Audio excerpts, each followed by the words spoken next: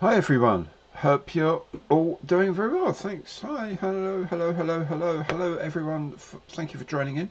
Thank you for turning up on this lovely Tuesday evening. Apparently it's very lovely in Bognor and East Yorkshire and many other places. Apparently fresh in Bridlington.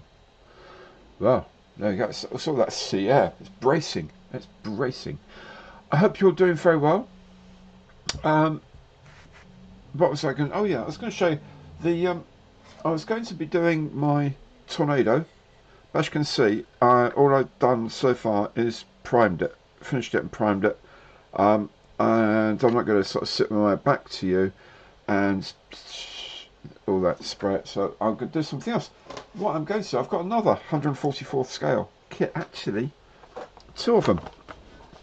It's a little box set here from Mark 1 models.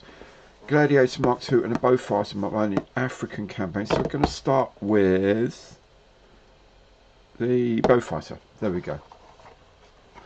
How's everybody doing? I hope everyone is very, very well. Been working hard on the channel today. Been doing some interesting things, some very interesting things that I'm not sure I want to show you about yet, but I'll maybe talk about one or two of them. Yeah.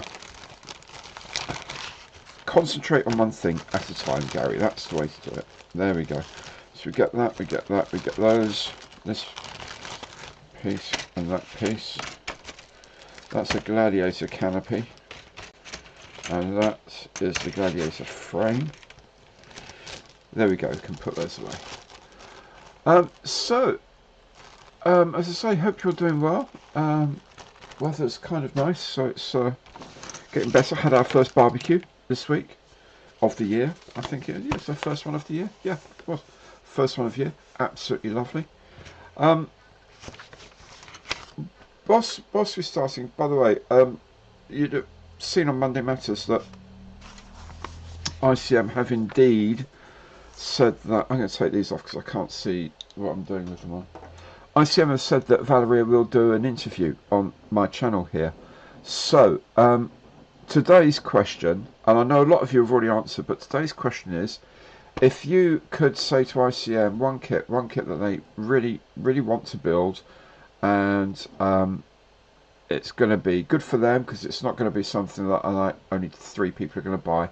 It's going to be good for them. It's going to have, yeah, you know, you've seen my stuff about how Airfix do these things. Okay, so it's got to be a kit that maybe no one else does, or no one's done for a long time, and it's time for one to be renewed.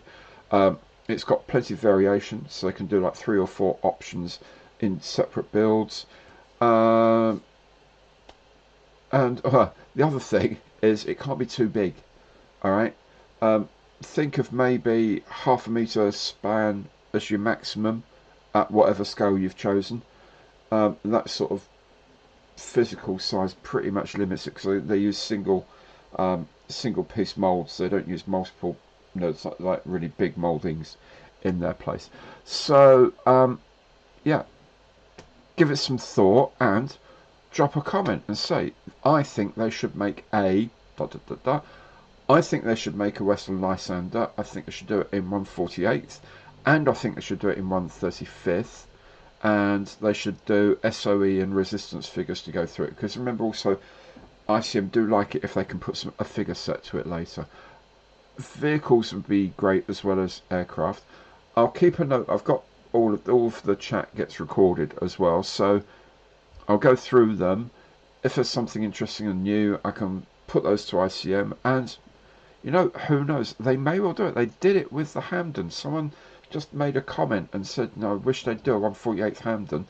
That got passed on to them. They hummed and hard and had a look at it and thought, do you know what? Yes, we will. And so they're going to do one next year. So, whatever you think, let me know what you think. Ben, yeah, a 1/72nd scale Halifax, yeah, it would be nice. Just trying to think with the 1/72nd, because they've done a couple like the KO-21, the Japanese bomber, but they also did that in 48th. So maybe that's going to be what they're going to want. Some things they can do in 72nd and 48th, or 48th and 32nd if it's a single seater. So I'm just waiting for FX to do the Halifax. It's about time, and I have been on at them for a long time about it. Bearded Veteran, yeah, FWD type fitter truck with lathes and all that in the back. Absolutely. I thought you might come up with something like that, Mikey. By the way, let me say, check out Mikey's channel, Bearded Veteran Creates. Check it out on YouTube. He did a box opening of, you know, I did that that ammo truck, the World War One ammo truck, FWD ammo truck, right? I did a review of it. Check out Mikey's review. It is brilliant because he really, really, really knows his vehicles, especially World War One vehicles, and the way he was looking at the mouldings and the things like the locking mechanism on the back, because it's an ammo truck, it's got to be quite firmly locked. His sort of analysis of how that was and being able to compare it with contemporary photographs was brilliant. Really, really good. So do check it out. Bearded Veteran Creates. Okay? Do me a favour and check it out. Subscribe to his channel while you're doing it. Yeah? Thanks very much. Yeah, pilot figures. Yeah, that would be a good idea. Hercules, yeah, why not? Well, yeah, they'll probably just do it in 1/72, so yeah. Spitfire 2-seat trainer would be actually really good. Really, really, really good.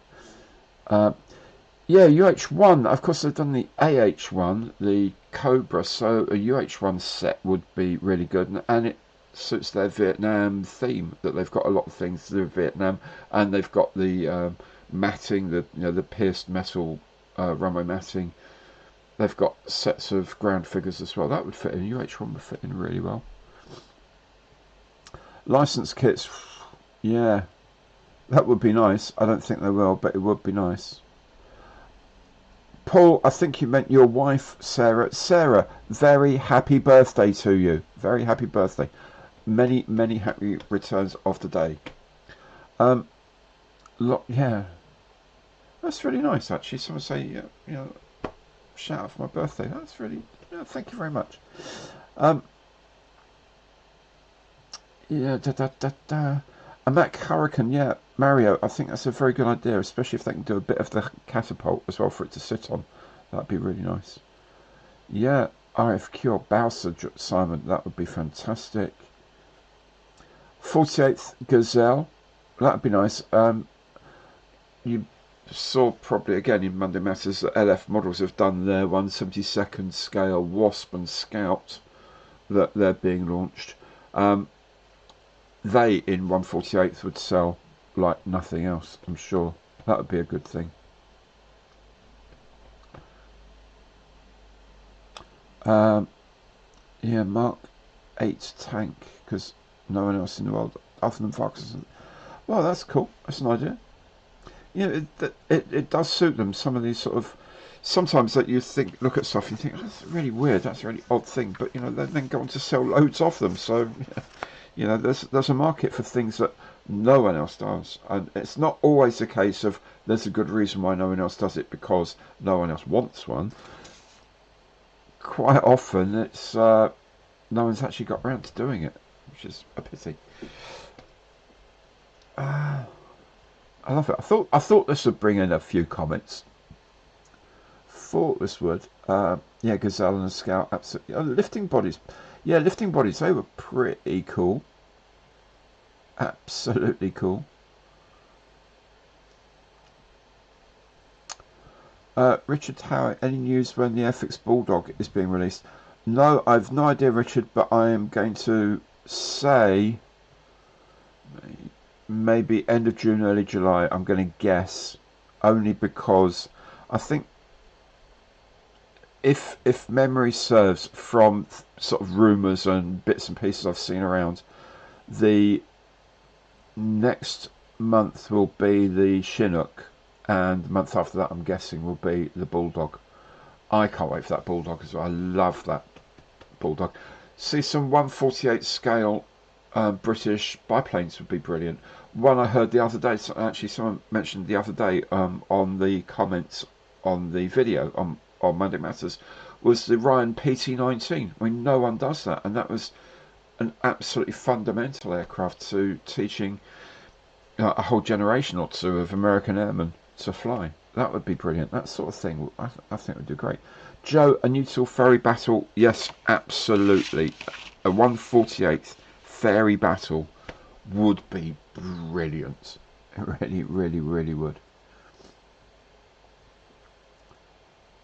Does anyone do a Fokker triplane in 148th? I can't access things.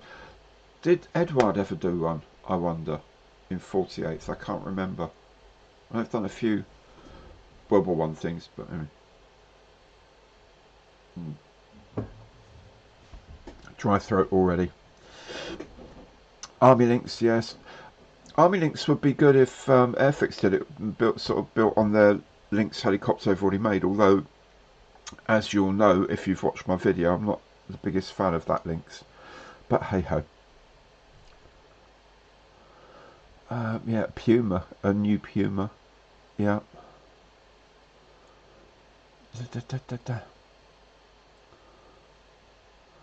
Can I do an airbrush thing? Yeah, Richard, I can.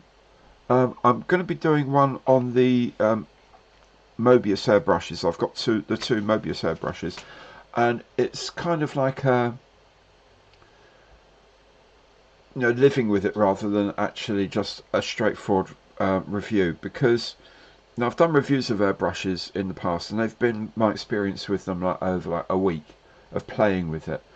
But I've been using the two Mobius ones from Gallery for 3 months or 4 months now, and it's more like sort of how you get on with it, how long it stays clean, how cleaning various bits and that sort of thing as well. Airbrush tutorial, I can do it. I'm not the best airbrusher in the world, I'm not the best at anything in the world, frankly. But yeah, I can do a basic airbrush tutorial, how to clean them, things like that. That'd be cool. A Foden recovery truck. Yeah, I don't know how much. Some ICM kits are not cheap either. Of course, really. That's some of their stuff is amazing. Like that CH54 is like 140, 150 quid or something. Amazing, absolutely amazing.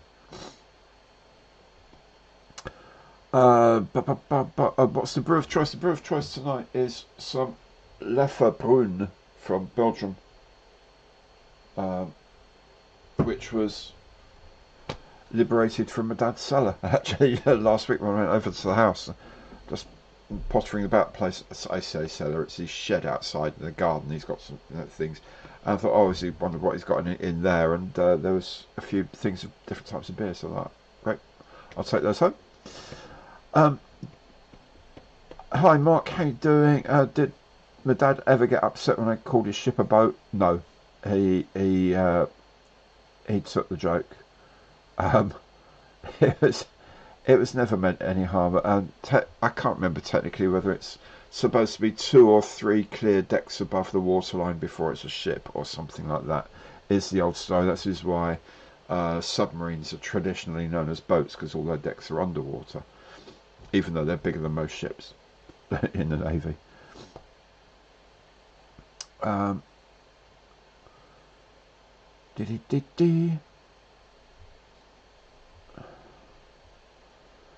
Yeah, I mean, ACF Nugget, you can spend a lot of time cleaning up airbrush stuff, and sometimes it is the tiniest little blob of something insignificant that gets in your way and messes it all up. It's really very, very annoying. I do know the feeling. Yeah, Richard, 4 or 5 of those, you'd be a bit dizzy. I'd be comatose after 4 or 5 of those. Goodness me. Oh, happy days, happy days. So I'm sitting here because I'm being distracted by this, which is fine. I love it. I'm sitting here looking at the instructions, thinking, do you know what? I don't recognise any of those parts. That's because I'm looking at the Gladiator instructions, not the Beaufighter. There we go. That makes more sense now.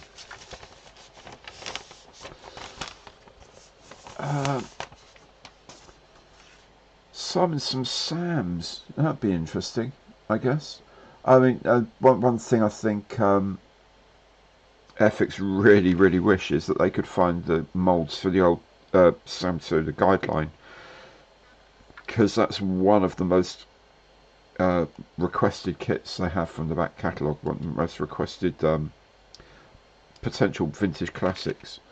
It's not a great kit, let's be honest, but you know, a lot of people wanted it, so hey hey. Yeah, good. Yeah, cellular cinders works very nicely for stripping down an airbrush. I mean, it's good to be able to practice being able to take your airbrush apart and put it back together again, because that's a pretty essential thing to do, as I have found on many occasions. Sitting there thinking, oh, what am I going to do about this? What am I going to do? Oh, I know, I'll just strip it down, put it back together, and hey, presto, sometimes it actually works, which is brilliant. So getting to know that, getting to know the inside of your airbrush is really important. What is that? What is one of those? The lovely thing about these kits is that they're very nicely moulded. These Mark 1 kits, really nicely moulded. And they have got no part numbers on the frames at all. Despite the, I mean, I don't know if you can see the quality of the moulding on that. It's really exquisite for 1/48th. What company? These are Mark 1 models. I had the box. Yep, there it is. Mark 1 models. They do, I mean, dozens and dozens and dozens of things. They do some really interesting airplanes, and you tend to get 2 in each box. So, like you, I don't know, say Sea Venom or something like that, you'll get 2 of them in different markings, different country markings or different squadrons. They're really good. Hi John, how you doing? Huh. Yeah.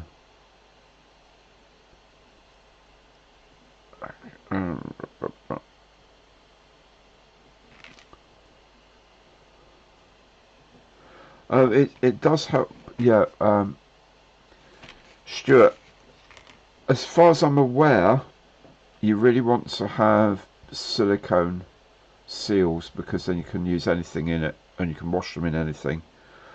I've not had an airbrush with anything other than silicone seals, so I can't tell you what happens.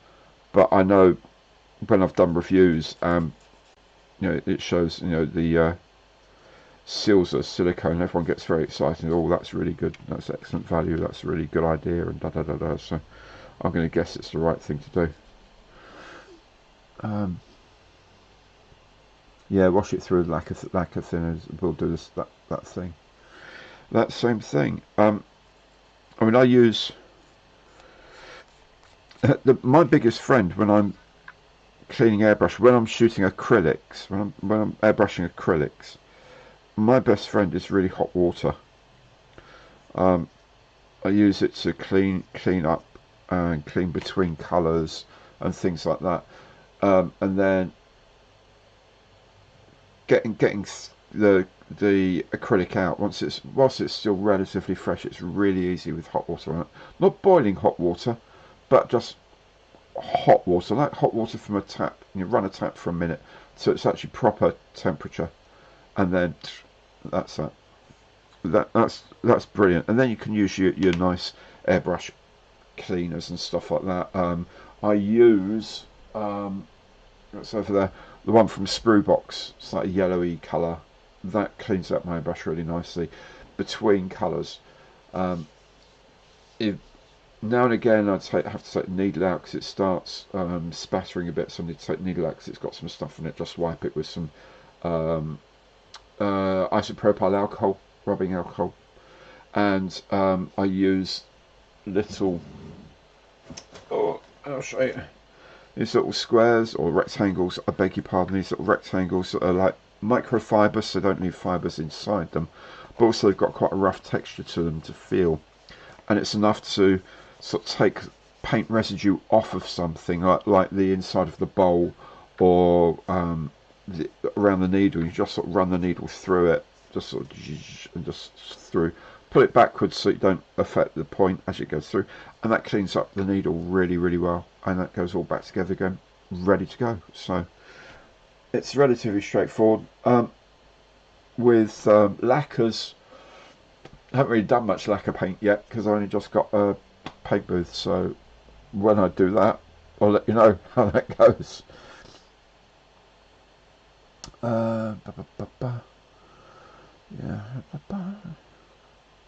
Yeah, Richard, where do I do my airbrush paint? I'll do it in here, I'll do it over there.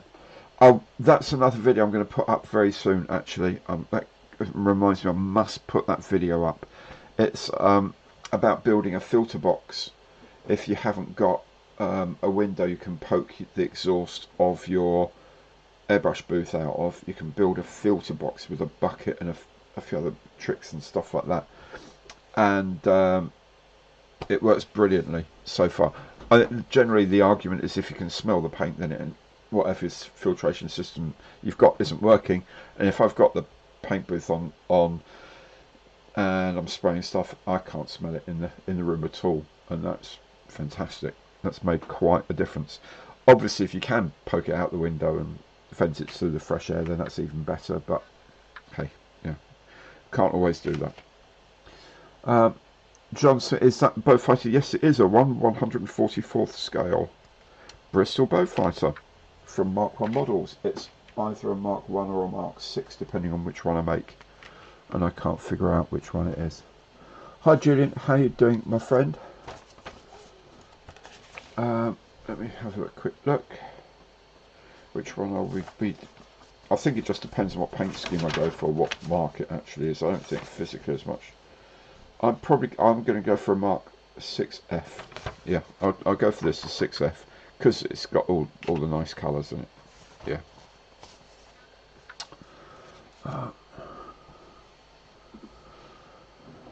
Lacquer paints an AK 3rd gen. Yep, that sounds good. I've heard that there's oh, what's that new one Dane was telling me about? Ace, is it? That's coming from ammo. Have just released. That's making a lot of waves in the marketplace, I understand. Infinity Azure, what's a good cheaper end airbrush? Well, I like the gallery range in general, so check out my videos about them. The GHAD 39 is their sort of starter, and it works. I think it works really well. Yeah, have a look at that. Hey Jim, how you doing? Yeah, Model Works. I promise I will try and pop down very soon. Things are just, as you know, things have been a bit bonkers, but I do need to do some travelling around and see things. Next month, May 8th, I think it is, from memory, I'm going down to Airfix at Margate for a thing to do with their Sprue Talk or whatever they call it. Crazy Locha in the house and just gifted 10 memberships. Crazy Locha, thank you so very, very much, my friend. That's really, really kind of you. Thanks, man.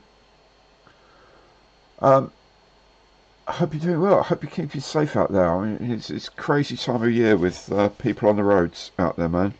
I hope you're looking after yourself. Yeah, so I'm going to do that, and then I'm going down on the 19th of June. I'm going to another FX do, and this one's in Poole, in Dorset, at the RNLI Training Academy, and we're going to be doing a thing to do with the launch of the not the 7 class, the other Shannon class, kit of the Shannon class lifeboat. So they're going to do a thing down there and sort of publicise it, whatever. So that'd be quite cool. Yeah, Jim, it's just so much fun to be down there, man, and I do appreciate the invitation. I feel very very guilty that I haven't been down there. Another thing I feel very guilty I haven't been down to do yet is going to see Models for Heroes down in Reading, and I really need to sort that out very soon. Of course, I've been, one thing I've been dealing with the absolutely insane amount of paperwork you have to deal with in this country when someone passes away. I mean, I've been dealing with the inheritance tax recently, and there's like an inheritance tax from IHT 400. Think, okay, I'll download that, I'll check that out. I mean, there's this guy living on his own, no massive savings, right? He's got the house and he's got some money in the bank. That can't be too much to worry about, really. And I think I'm on. You have the main questionnaire, and then you have everything get right. Does he have any assets other than the house, like furniture? Well, of course, he's got furniture. He lives in a house, therefore he's got furniture. Oh, in that case, you need to fill in schedule IHT 405. One form, 8 schedules, 8, and this is.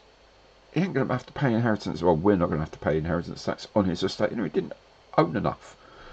But it's absolutely insane. Absolutely insane. The amount of paperwork you have to go through. Oh, well. So it's been fun. Fortunately, I'm actually quite good at paperwork. So it's okay. Yeah. See, Crazy Loader, I don't know what it's like out in the US. I guess it may even be a lot worse over there. I don't know. Everything just seems like paperwork, But I will say, everyone I've actually dealt with, everyone I've actually spoken to on the telephone so far has been remarkably nice, and I do think there are, it goes like, get a job at, I don't know, Canada Life Insurance or something, and you're a really nice person and you come across with a very empathetic, they think, right, you are going to work in the bereavement section because you've got a really nice voice, you're a really nice calming person, and I'm sure that's what it is. Yeah, Harry Pickle. Yeah, a lot of people just get a solicitor to do it, but I know that I can do things, so yeah, paperwork's my thing, so we'll get it sorted out. And you won't have to pay tax; it'll be relatively straightforward. So yeah.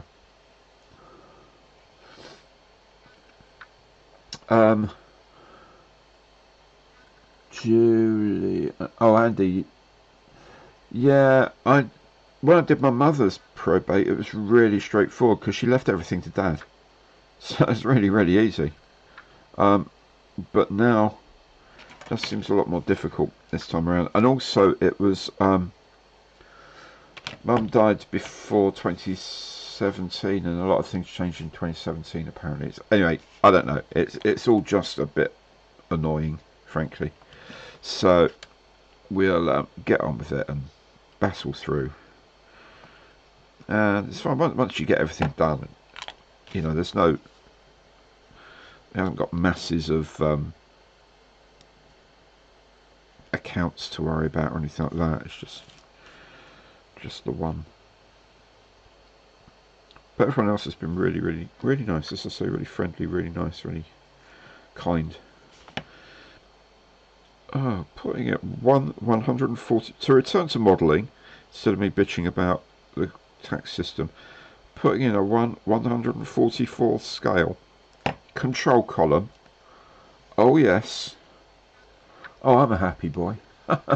So, no, is it going to show? Is it going to focus? No, you can just about make it out against my thumb at the front there. Wonderful, absolutely wonderful.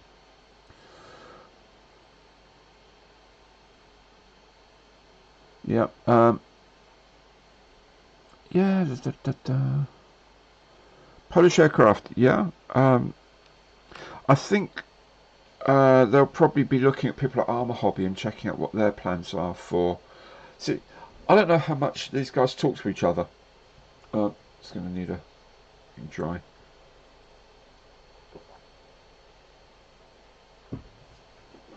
I don't know how much these guys talk to each other when they're looking at future plans, whether they sort of meet up at events or whatever and just say, oh, how are you doing here? Oh, what are you up to? Oh, well, we're going to be doing this. And, oh, we were thinking of doing this. Oh, well, we're going to do that, and all the rest of it. So, I know when I was in the camera business years ago, I know that they used to meet up, the Japanese manufacturers, all their various bosses used to meet up in Japan, and you know, they'd be chatting to each other about what the plans were. Sometimes it was quite important because they're like looking at a change in something, like yeah, this will show you how old I am. When you remember when was it APS came out, the thing just had like a cartridge of like a canister of film, a bit like 35mm but smaller, and it's all designed to be like you just drop it in, the camera then understood everything, take the picture, automatically rewind it, and you take it in. That they all knew about APS together, they're all looking at APS together, and they all did APS cameras at about the same time. But that was obviously in the days of film, so a long time ago. Although you can still get film. I like film. It's got a certain look about it that digital cameras can't match, even when they've got like a film filter in them, in Photoshop or whatever.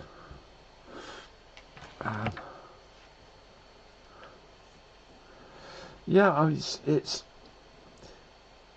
hi, really from Ontario, Robert. Hey, how you doing, dude? Um, yes, Julian, a nice clear-sided thing would make the use of all these interiors. I mean, you look at something like the, actually like the Liberator. I mean, it's got biggish windows on there in the midsection. If you want them open, if you don't want them open, you haven't got biggish windows. Things like, oh, the Wellington. It's got tons of stuff. The AW Shackleton has got loads of stuff in the fuselage you just can't see. And you go through and you make the stuff, and you can't see it afterwards. And you think, well, why did I bother doing that? And, well, because I'm a model maker, and that's what I do. Hey ho, right. Yeah,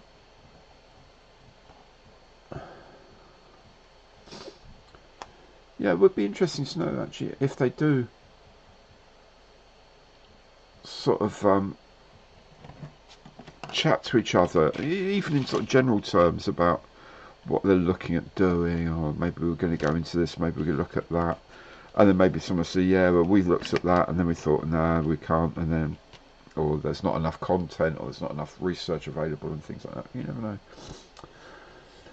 Andy, you remember APS, and you shot and developed film until very recently. Fantastic. C41 in your kitchen sink. Well done, you. The thing about colour always used to be the having to get it absolutely up, like, was it 100 Fahrenheit, 38 degrees C, wasn't it? The C41 process ran at 38 Celsius, and it was actually quite important to get it at 38. Whereas with black and white, a lot of black and white, it was so much within like a few degrees, generally speaking, you were fine. But more than that, you really, really were in trouble.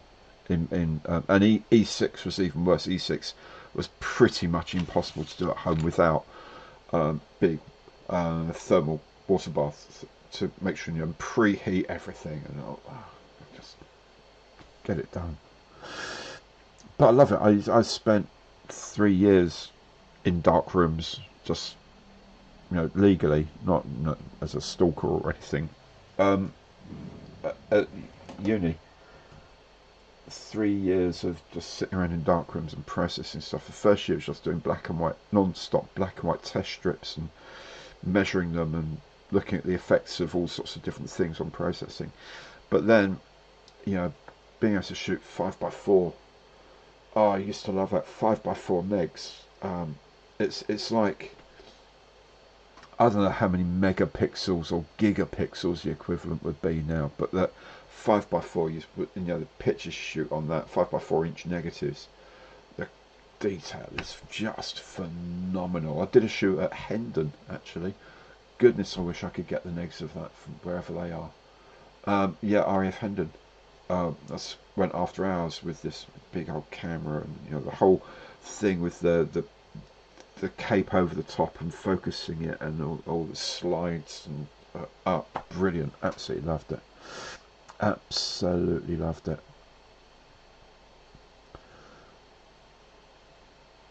3 years of sitting in dark rooms behind one ring mirrors of the camera. Yeah, yeah, Mikey, you nailed it, mate. And I got a degree out of it, so it's not all bad. Just check a few other things.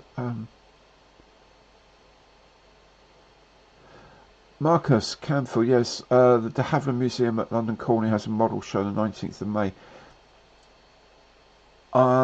I will definitely try to get to that, because one of the guys at my club, it's club night on Thursday, one of the guys says, oh, he won't be there this week, sorry, but he volunteers there, and I kept saying, oh, I really need to go up there, so I'm going to really try to get up to that. That looks like could be a really good one. Could be a really good one. And a great sort of surrounding as well, so hopefully I will see you there. Kant Z1007, yes, in 48, that would look nice. Someone's mentioned also a lot of the German seaplanes, like the Heinkel 115, the Rudder 196, things like that in 48 would look really quite spectacular. You're absolutely right. Let's click down to and yes, it's about this. It is all about temperature and the right time. Absolutely, the whole thing is. Oh, Jim used to work as a phototypist and a film processor. There you go. You see, there you go. Hey Nigel, how you doing, fellow? Well, thank you very much, Julian. I'm looking forward to the next release of the Anson, because it will give me the excuse to get one, because I want to do a full lighting rig inside it, and that's going to be quite spectacular, I think. I'm going to try this. Now I'm going to see if this works. I don't think it will work, but I'm going to just see if this works. I'm going to try it on the inside of a wing first, to see whether I can paint this straight onto the plastic. So I've got to a stage now where I need to do the interior green, and it's either use this interior green. I use the IDF green from Vallejo for RAF interior green, because I think it is really good. The only other one I've got that is anywhere near it really is the grey green from ICM, and I know that will cover, and I know it'll do it, but it's quite pale. But then, who knows? Who knows?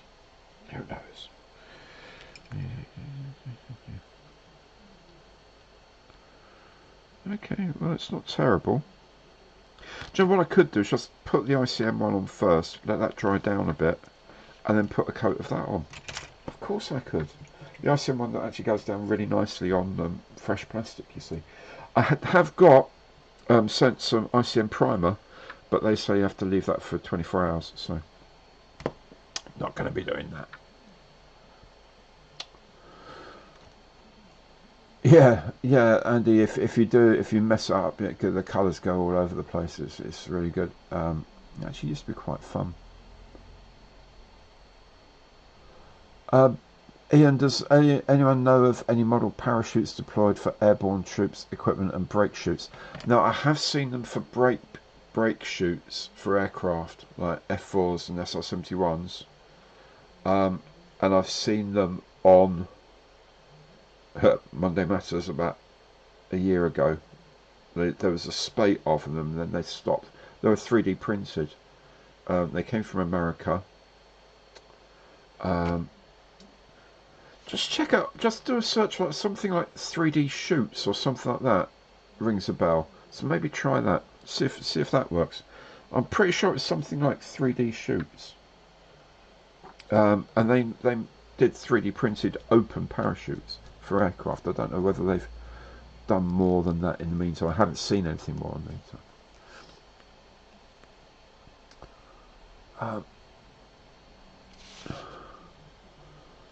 Yeah, Jim, like the swordfish. Well, thank you for. I enjoyed doing the swordfish. It was a really lovely kit to do. Very very forgiving, very nice. But it's great, really good.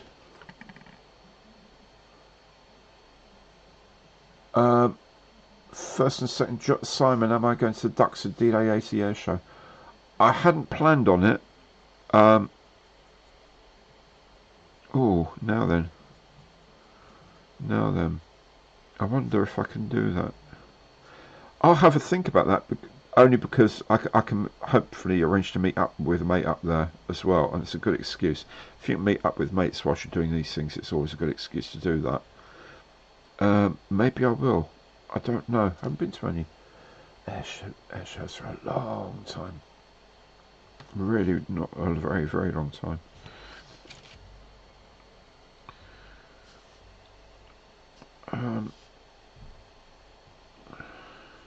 Sorry, just concentrating on this for a second rather than reading out messages. Flak magnet. Yeah, actually, that's a pretty good idea. A vac form rig. You could probably do them quite easy. You could certainly do the, obviously you're not going to do the rigging lines, but do the chute itself, the volume of the chute, and get the sort of the bulging between the ribbing of the chute. Absolutely, very good idea. Very good idea. Yeah. Oh, so you take him. Well, good thing. Good thing too. Actually, found the stuff. I think it was a brochure or something from one of the Duxford shows. I took Dad one year. No, I didn't. What happened was I had plans to take Dad up there, and got all like these VIP passes and all of that, and he wasn't well enough. It's the start of when he started becoming ill. I'm going to guess about 2019 for the I was about to say Masters of the Air, but it's not that. Flying Legends, that's what it was. Flying Legends, about 2017, 2018, something like that maybe. And so I took my mate Neil up instead. We went up there together and enjoyed it. It's really good. That's a nice show. Ducks is a lovely field, really easy to get to. Amazing museum on site as well. So whilst you're waiting for the flying to happen, you've got like one of the best air museums in the world there, the Imperial War Museum there. Yeah, they've got a Link trainer, which is really nice. Absolutely fantastic.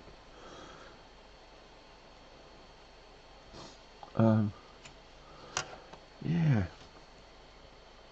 all sorts of wonderful things up at Duxford. Oh, okay, let's just concentrate for a second, Gary. I thought you were going to make a mess of this. It would be good to get up to an air show again. I will have words with someone I need to have words with about it and see whether that's a possibility. Hi Chris, how you doing? I hope you're doing well. Yeah. Right, what am I going to do that now? Oh, that's going to be grey-green, is it? Okay. That's going to be grey-green as well. Just realised that I should probably have put this in a bit later, because I'm going to struggle to get the old instrument panel in there. We shall improvise, we shall adapt, and we shall overcome. That's what we do on this channel. Liam, how you doing, fellow? Thanks. I apologise for being late. It's no late. It's no early. Just turn up. You're here when you're here. You're not when you're not. That's cool. everything's cool. But good to see you anyway. Excellent. Yeah.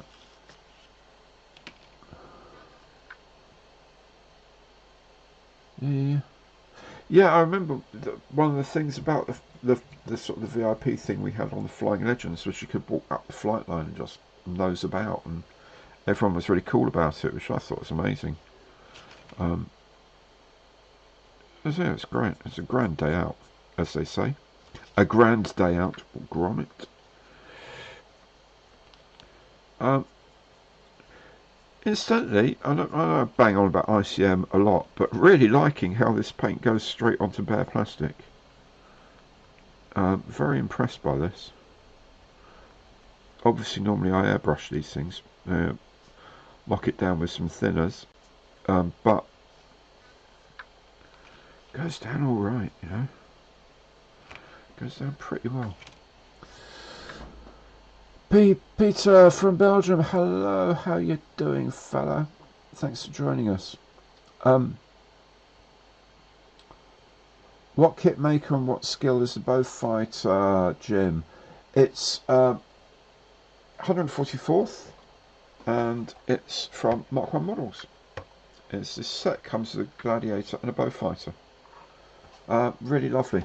Really lovely kits. Bobby, have I started my Gladiator yet? No, I haven't. That's actually down for tomorrow's list of to-dos, is to start my Gladiator, because I've been working on a lot of other things.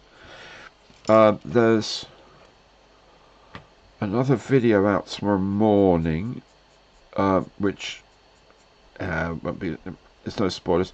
It's going to be the box review of the B26, the Marauder from ICM, which turned out, both turned up at the same time, literally like within an hour of each other last week. So furiously did the box opening vids of both of them, and then thought,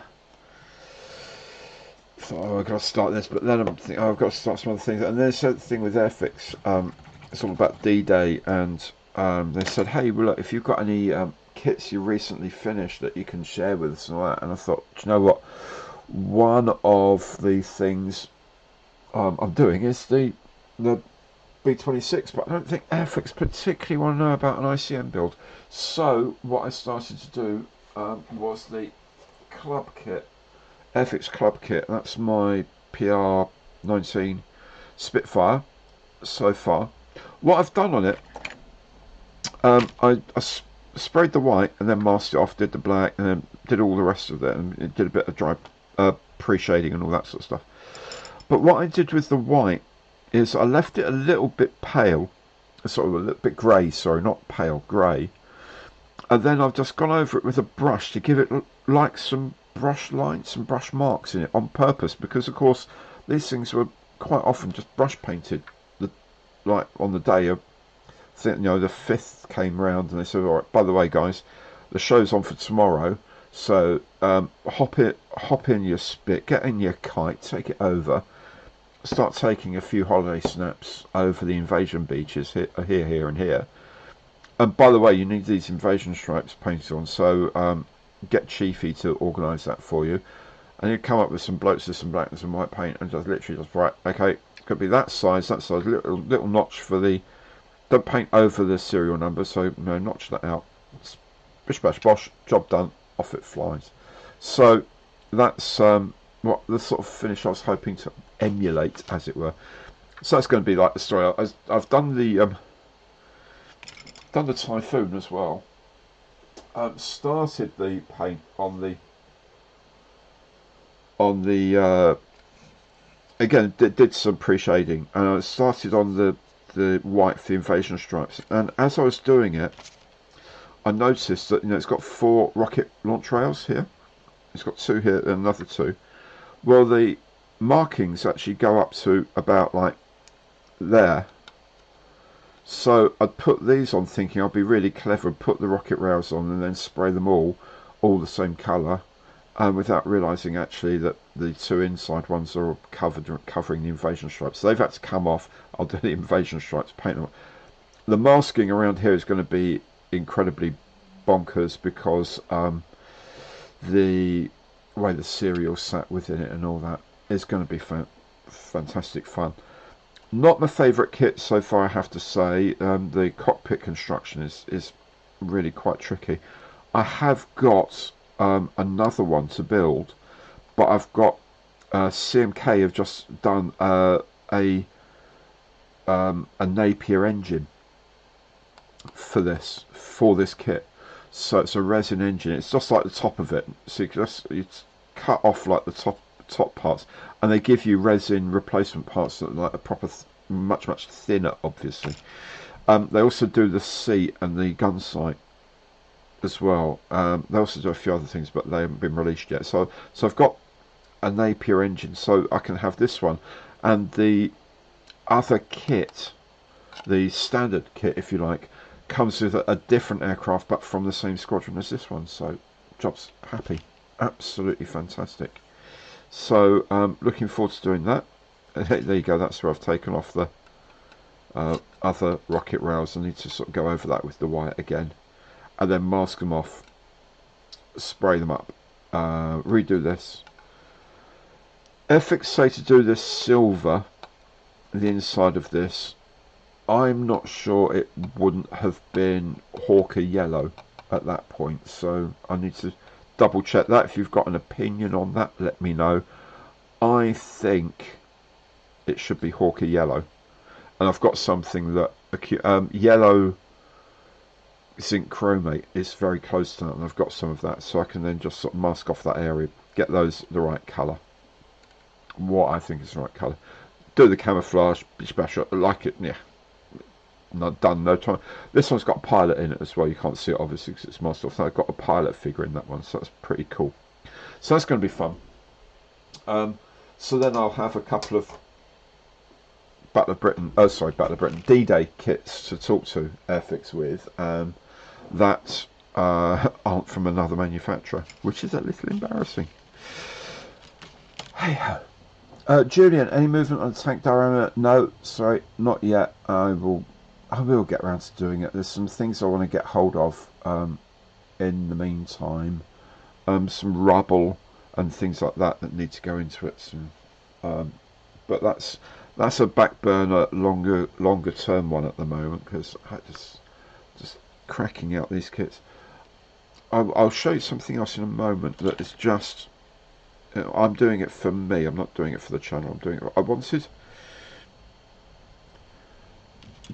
Because this, it is still fun. It is still a hobby after all. I mean, I'm not doing brain surgery here. It is a hobby.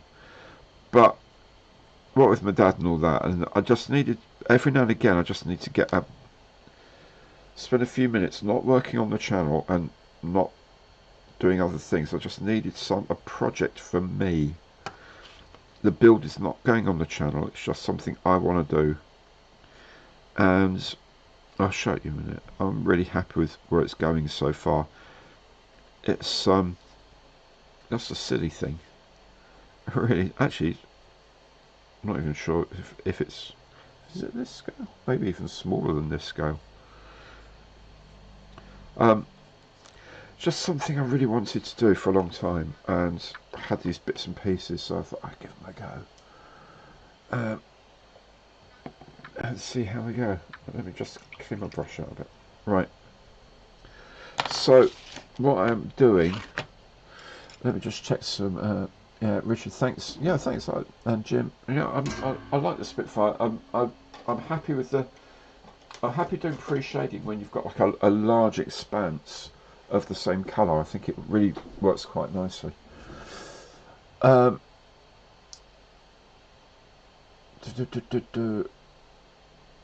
Yes, oh yeah, absolutely. Bearded Veteran Creates, yes, Models to Heroes YouTube channel, yay. The Whippet, what a great little kit that is. Amazing kit. Joe, Yov, I'm sorry to hear that, mate, but thanks very much for popping in. Well done, you. Great to see you. Peter, just got the Typhoon from Ethics on the workbench. The invasion stripes are decals. Are they any good? I don't know, because I've never done them. To be honest, I've never ever done them. I think they should be okay.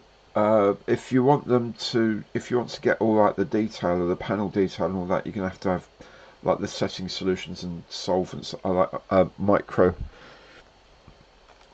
set to get them to sit down, and then micro sol sort of partially dissolves them, and then you can sort of get them into the lines a bit, especially if you're going to do panel unwashes and things like that. But that will help with because otherwise you lose all the detail in the panels underneath. It just papers over them like you paper over a crack in the wall. With wallpaper, you just put wallpaper over it, you can't see the crack underneath. Similar thing with decals quite often. So you need to do that. I prefer to paint them. It's a much longer process, obviously, especially if you don't do it properly to begin with. It's a much longer process, but I think the results are better, mainly because you can do all your weathering. I'm sort of kind of thinking I might be moving towards doing a lot more of the markings as paint on, rather than using like roundels and squadron markings. I might be sort of start looking at using stencils and spraying those, because you can get more weathering into them.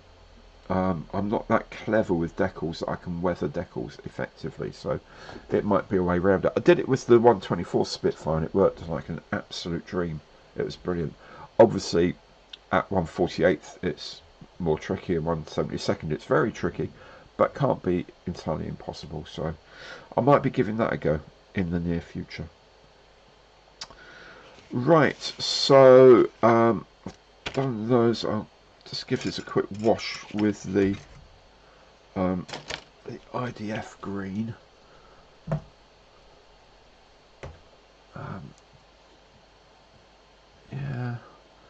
Yeah, phantom landing and a diorama of a Sea King coming in for an ejected pilot. Yeah, very good idea.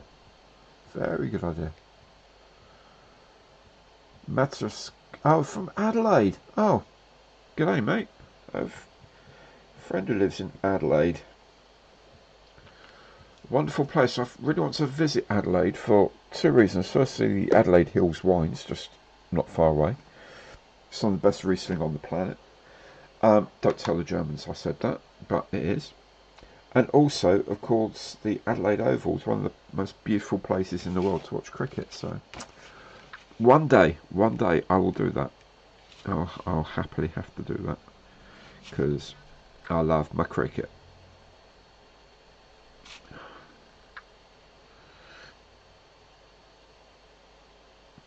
It's also the one there's people talk about like the big four of cricket grounds to go and see cricket at, and I've done three of them, which is the Lords, of course, Lords, home of cricket. I love watching cricket there. The Kensington Oval in Barbados. I went there for the World Cup in 2007. I'm going to say for the One Day World Cup. That was brilliant. Newlands in Cape Town, which I've been to, and the Adelaide Oval. So that's the one on the list I've not yet been to. But apparently all true cricket fans should go and watch cricket there. So there are other grounds, obviously, like the old Rackets and Johnson and Seagrove. I'd love to have been there because the atmosphere in there used to be phenomenal. Apparently, I never got to see a game there. And there are plenty. The Oval in London at Kennington is a lovely ground to watch cricket in. Quite the atmosphere for me of Lords, being a Middlesex man, and of course the Oval's Surrey, but still very good, very excellent. This plan might just be working. I love it when this happens. Now watch the paint just bubble off underneath my brush once I say something daft like, oh, that's worked really well. There we go. Don't worry about those ejector pins because we won't be seeing them again. And do the inside of the wheel arches.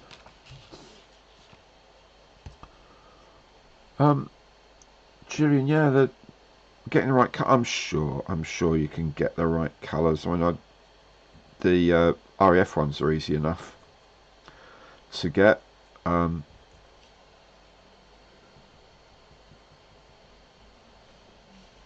Yeah, I don't imagine that's going to be much of an issue, to be honest.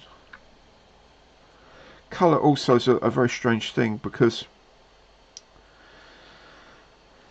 yeah, we were discussing this at the club the other night, I think it was.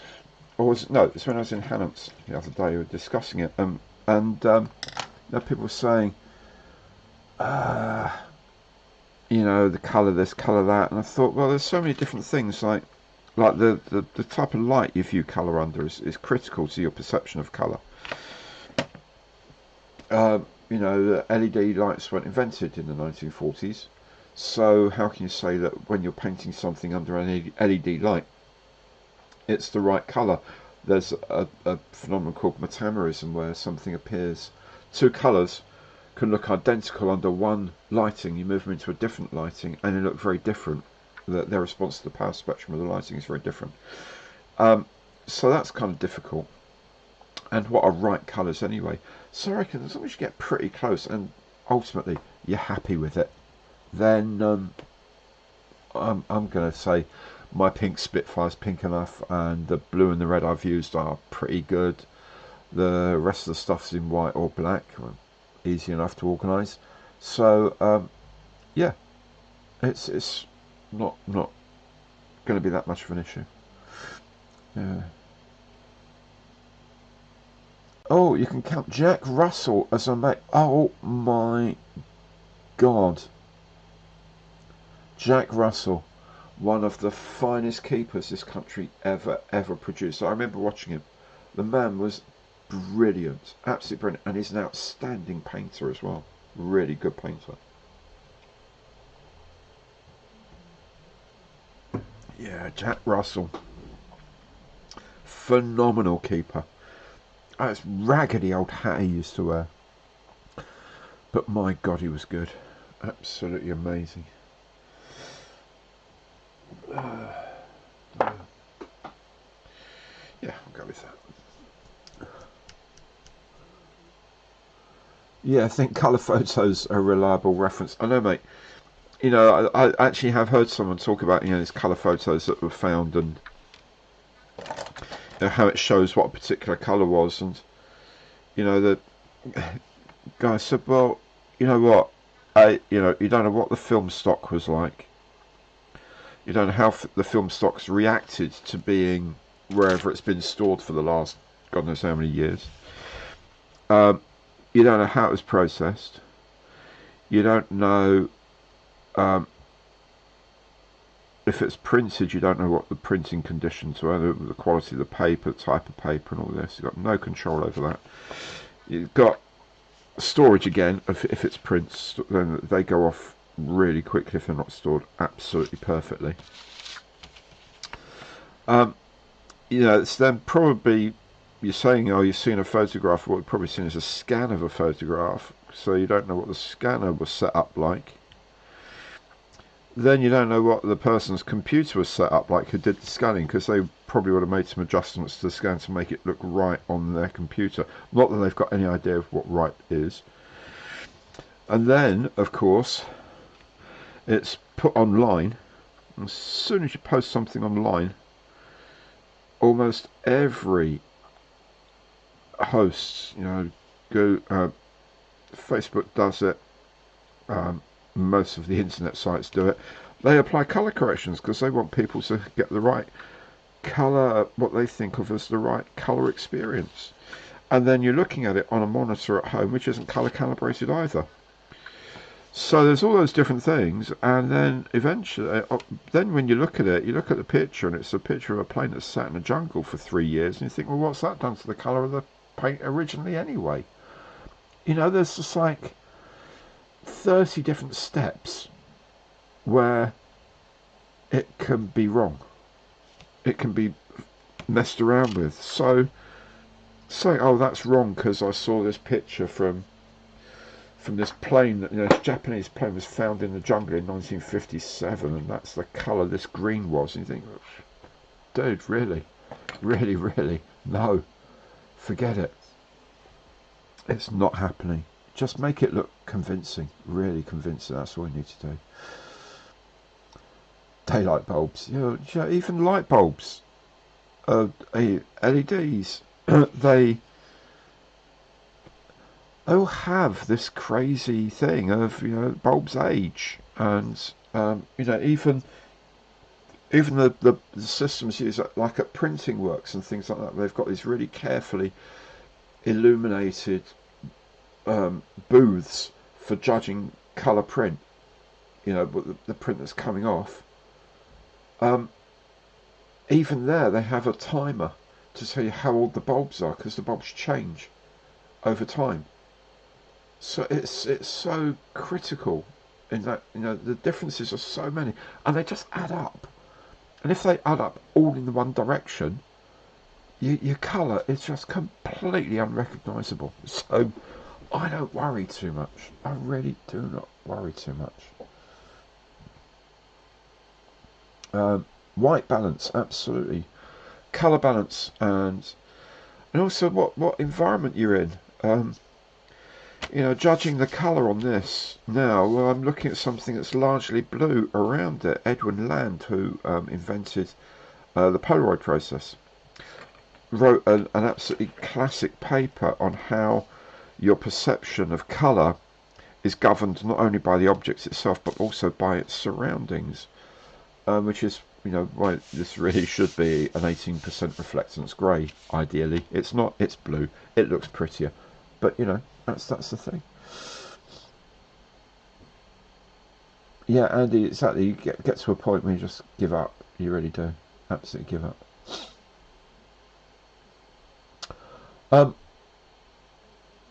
Right. Oh, Ian. Good night, mate.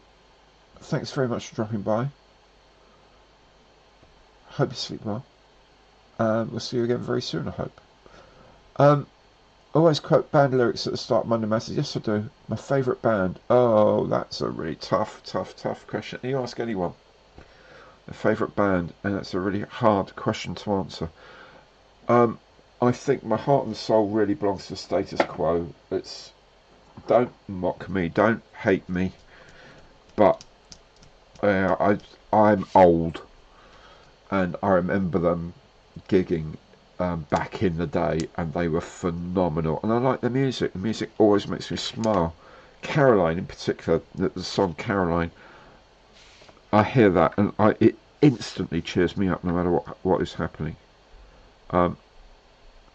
More recently, Green Day is a big band. Big happy times listening to Green Day. Used to do the whole heavier metal side of things years ago. I like there's some punk bands I like, but my musical tastes are extremely wide, and I love the music of Mahler, Gustav Mahler, who's an absolute genius of orchestration and tune writing. There's bits of his music that just make me cry because they're so beautiful and they're so perfect. Perfect. The structures are just so natural and right. It's like when you see a plane, a Hunter. You see the Hawker Hunter, the fighter version, the earlier one, the F1s through to the F4s, before I start getting through too many other bits and pieces. It looks perfect to my eyes. You just think that's going to fly like an absolute dream. It's perfect. And sometimes music hits like that. Caroline from Status Quo, to me, is perfect. The end of Mahler's Second Symphony is perfect. There's loads of different bits of music that I listen to that I think, oh, wow, that's amazing. American Idiot by Green Day is just absolutely top. Yeah, it's brilliant. Absolutely love it. Absolutely love it. Yes, so few chords. You're absolutely right. Flak Magnet. In fact, they even know that's their reputation, because they had a band, an album called In Search of the Fourth Chord. Status Quo indeed did open Live Aid. Robbie, they opened it with Rocking All Over the World, in fact. Oh, Sex Pistols at 15, yeah, but I'm only a couple of years older than that, so. In fact, yeah, I could have seen them about that sort of age. Yeah, they are just properly good people. Well, yes, they are. They were when they did Band-Aid. You know, do they know it's Christmas? They apparently had the nickname of uh, they got the nickname of the chemists because they supplied all the drugs basically to all the bands. So they were probably not there, but yeah. Yeah. Hans Rott, I have heard that. I have heard that symphony. Um, Mahler told a lot of people their music was rubbish because he wasn't the nicest person. His music was exquisite, but he was not the nicest person. So Leslie, what did you play at Live Aid? Tell me more. I'm now fabulously intrigued. David Bowie, yeah, great live act. Great live act.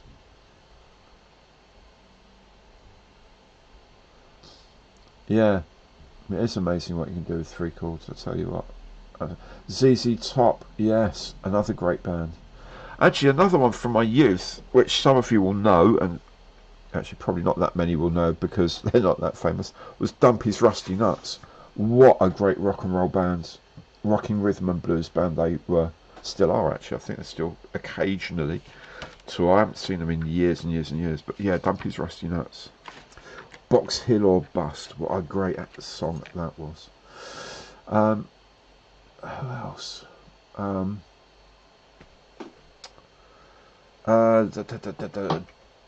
George Thorogood and the Destroyers. And the Delaware Destroyers, I should say. You'll probably know them from songs like Bad to the Bone, which was used in Terminator 2, from memory. Great bands, and you will not believe the sound they get from 3 instruments. Absolutely fantastic. Hey, Andy.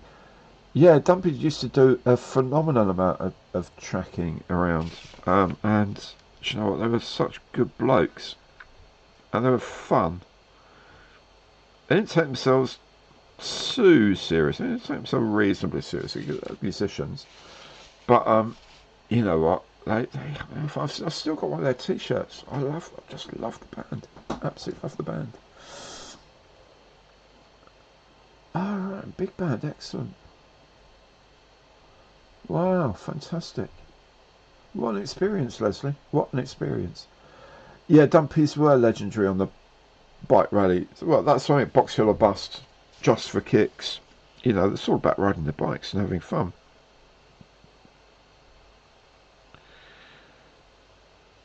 Good old band. Dumpy's Rusty Nuts. ELP, yes, absolutely. Yeah, Genesis were pretty cool. Bit of pop rock. Yeah, ELP, I do remember that. Did ELP do Brain Salad Surgery? That double album with the sort of the double gatefold thing. Absolutely astonishing. Phil, you have just won Post of the Night, my friend. We have both types of music here, country and western. Yes, the Blues Brothers, the single greatest music film of all. I put it up in the top 3 of movies ever created, ever made. I absolutely love that film. And thank you for sending in that quote. Love that. Lovely. Oh, dear. Boomtown Rats, good. Oh, Mark Bolan, whoa. Yeah. Always used to drive past the place where he died, in Barnes Common, by the bridge, and there's still flowers every day. There's still flowers there. Absolutely stunning. Absolutely love it. Ah, dear.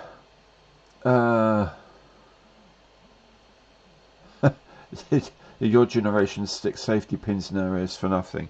No, you didn't. I do like Sex Pistols. Plastic Bertrand, one of my favourites, and I think one of the greatest lyrics ever written was in Jilted John. Oh, what a song that is. The line, I was so upset I cried all the way to the chip shop. What a lyric. What a lyric. Absolutely brilliant. Love it. Dear. Yeah, Blues Brothers. Oh, Blues Brothers Live. Yeah. Oh, fantastic. Absolutely fantastic. Such a great. Yeah, we went to Chicago. Did a.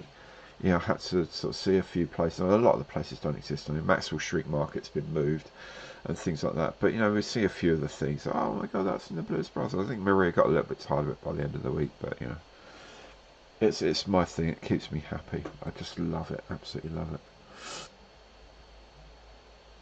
Oh, Paul, Johnny Cash, great musician. I tell you what, great musician.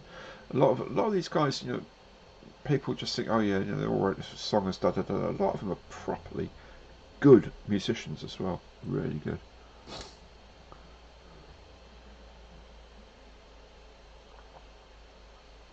Oh, excuse me, drinking at you. Yes, Andy did. Jilted John. Absolutely fine. Absolutely fantastic. Spinal Tap, yeah. Great stuff. I still use that thing about turning things up to 11. This actually goes up to 11. It's hilarious. Absolutely hilarious. Right, what do I do? Just wondering what I need to do while I'm chatting away. Do I need to do anything while I'm chatting away? Oh, while I'm going to wait for that to dry for a bit, I was going to show you this little thing I'm working on.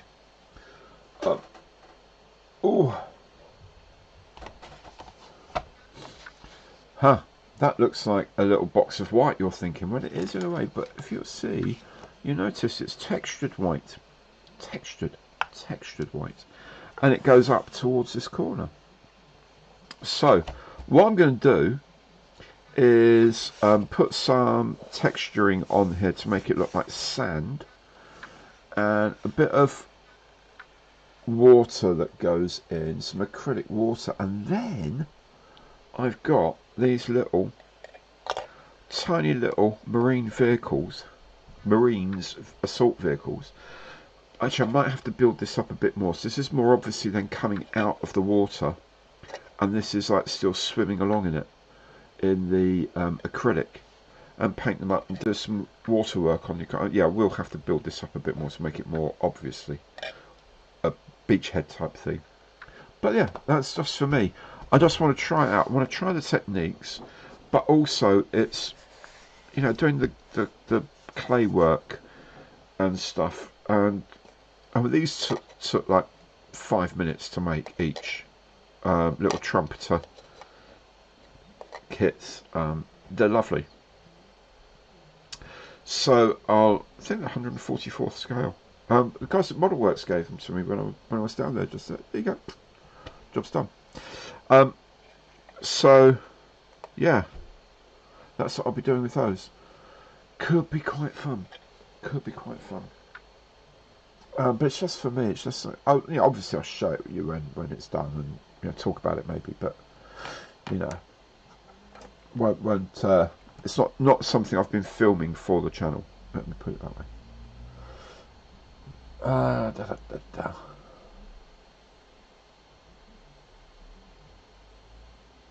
Don't volunteer to be a drummer. No, that's true.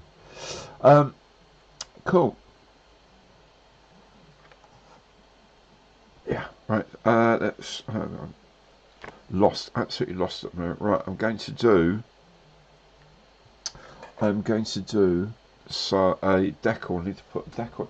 Why do I need to put a decal? It's so small. Oh, it's properly small decal for the instrument panel. Why am I doing it? Because I do. Because we do. That's why we do things. There we go. There's the decal sheet. Oh, look at that. Look at the size of it. Isn't it lovely? So there's a little decal in there that I need to use for the instrument panel.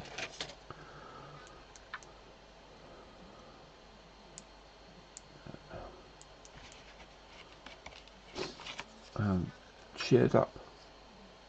Yeah, true. Um, yeah.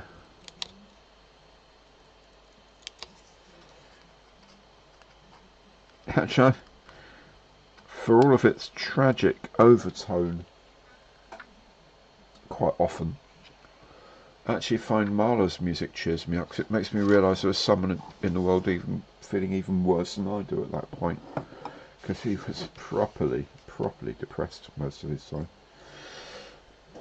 Full of joy at other times, but sometimes really massively depressed. And the Sixth Symphony, and a couple of the Kinderturtenlieder and things like that. Absolutely stunning music, but he was properly unwell when he wrote them. I just think, yeah, he was worse off. Absolutely.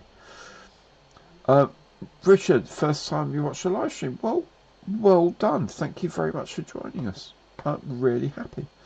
Um, Building a Sea King whilst you're at it. That's brilliant too. Um, as you can see, I'm building a very little Beaufighter.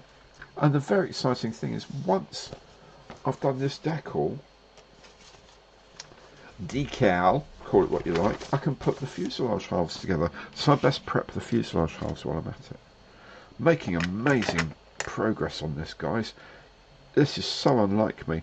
Those of you who remember me from when I first started doing this, I had a reputation, richly deserved, for not actually doing very much. I'm saying, yeah, I'm going to make this kit, and then I'll like do 2 pieces together or something in the whole of it. I just like chatting to you, which is the whole point of the show, really, and I like reading the comments. Actually, tell you someone else. I saw a documentary the other day about her. Someone else whose music I adore, whose voice is supernaturally beautiful, and that's Ella Fitzgerald. My God, if you know, I've got a lot to thank my mum and dad for, in a lot of ways, but one thing is taking me to a couple of concerts when I was young of Ella Fitzgerald when she toured over here.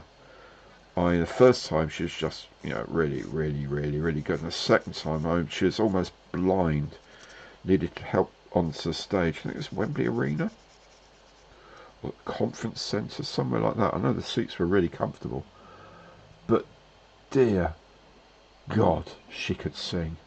Oh my dear goodness, could that woman's voice was created by something else.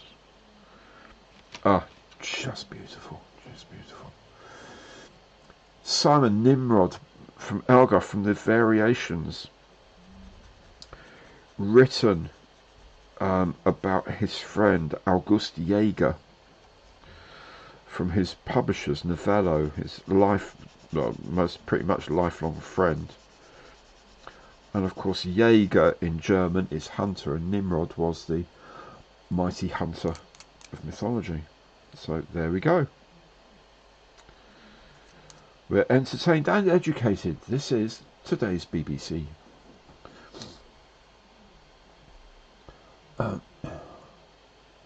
Mary Rose sings the voice. Oh, I love that. It's funny. Uh, Palladio, very beautiful. Barber's Adagio, absolutely gorgeous. Yeah. It's funny, all this music, it just conjures memories, and quite often happy ones. And actually, fortunately for me, mainly happy ones. There are only a few pieces of music that are not great for me to listen to.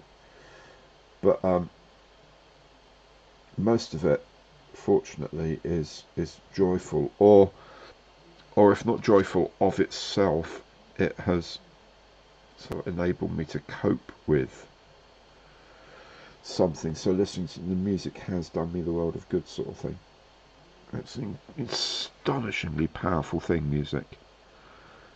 We trivialise it quite often. A lot of people trivialise it and stuff, but even pop, what you would think of as trivial pop songs and stuff like that, they all have their ability to move and to inspire and and to remind people of happy days or whatever. It's great stuff. I like pipe music, bagpipes. Maria thinks I'm very odd, but I love the sound of a military pipe band. Absolutely stunning. Absolutely wonderful. How's the beer going down? Very well, thank you. In fact, I'll have to top it up. Thanks for reminding me. Oh, Crazy Loacher, work stuff. Dude, work stuff? On one of my streams? How very dare you. You take it carefully, Crazy Loacher. I know what you're like out there. You take it very carefully, my friend.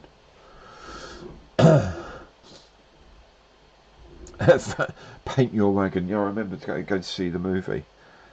Lee Marvin sing Wandering Star. I was born under a wandering star. Oh my goodness. Model C Heroes 48 theme. That goes.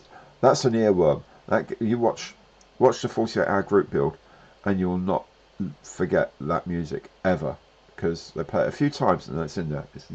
It's in there forever. They should do something with that. Frank Zappa, yeah. Prelude to Act 3 of Lohengrin, yes. Lovely. Oh, I heard that. I heard the Vienna Philharmonic do that as an encore piece once. It's absolutely captivating. So lovely. Absolutely lovely.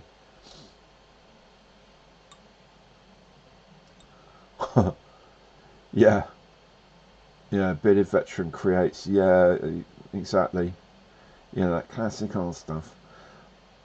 Yeah, you know, it's funny that basically everything comes from that. You know, there's a very good program Howard Goodall did once of looking at Beatles music and all the various influences in Beatles music. That they're thinking, well, had this guy not been a choir boy, had this guy not done this and not done this and not learned this, then they wouldn't have understood this, and that then comes out here, or they wouldn't have heard this sound, and that's been used here. It's really fascinating how that all just keeps going. It all keeps going, and all of that then feeds into today's music. No doubt today's music, a lot of it will be forgotten, but there's pieces written today in all sorts of genres of music that will inform the next generation, that will live on. It's astonishing. Absolutely astonishing.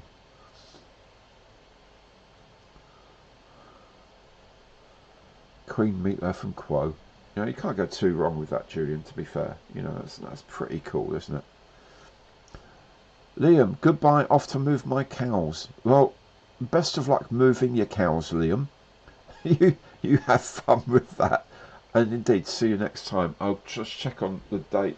Well, I'll shout it out on Monday Matters, of course, but it is going to be the live stream is going to be the 2nd of May. Thursday, the 2nd of May is the next live stream. There we go.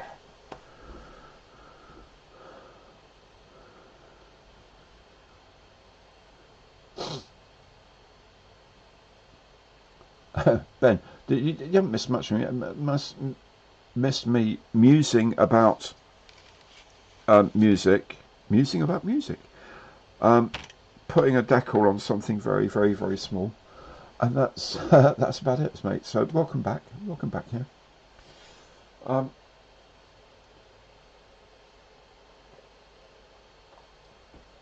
Yeah, the Concierto de Round with the guitar concerto is absolutely gorgeous. Rodrigo, stunningly lovely things.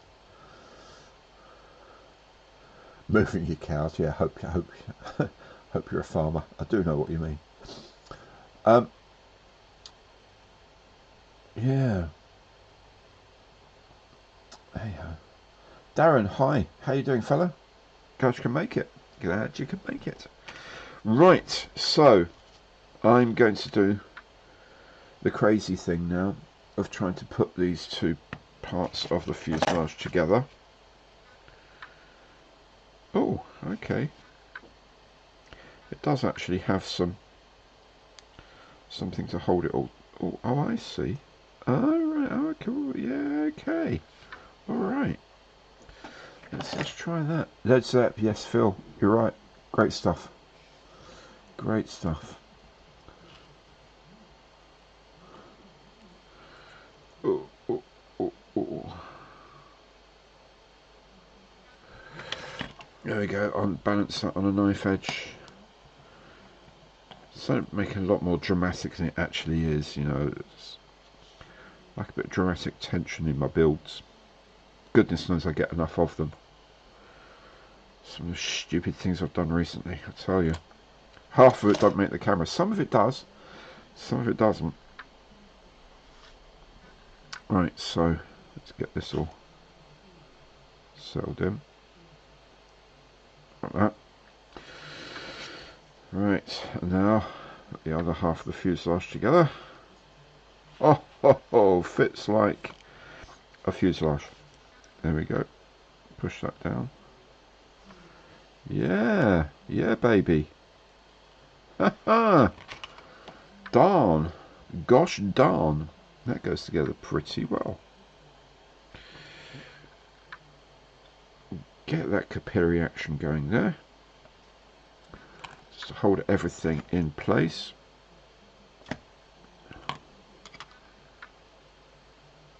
There we go. I'll hold on to this.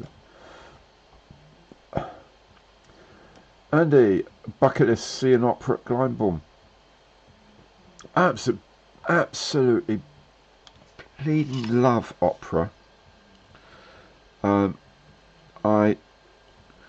and I, our first proper date was to see The Marriage of Figaro, Covent Garden, which was lovely. La Boheme, Puccini in general, but La Boheme and Tosca on my are just outstanding. Just beautiful. Tosca we saw at Manchester. Opera North did it at Manchester one year, and it was just phenomenal. So good.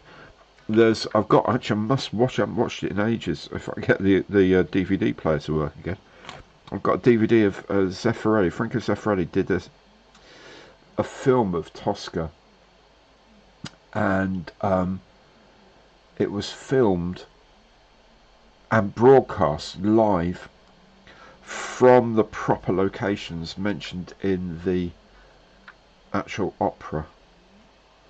So the last scene was set at sunrise over the Castel San Angelo in Rome. Placido Domingo was singing it. Oh my goodness, it was good. Absolutely amazing. So again, it's another sort of music that just sort of takes you out of things and takes you to another world, and sometimes can just be a magical thing. There we go.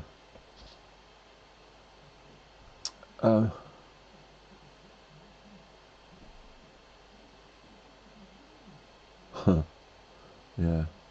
Don't use hot air dryer on small thin parts. Yes, they do. Yes, they do. The Dam Busters theme. Yeah. Yeah.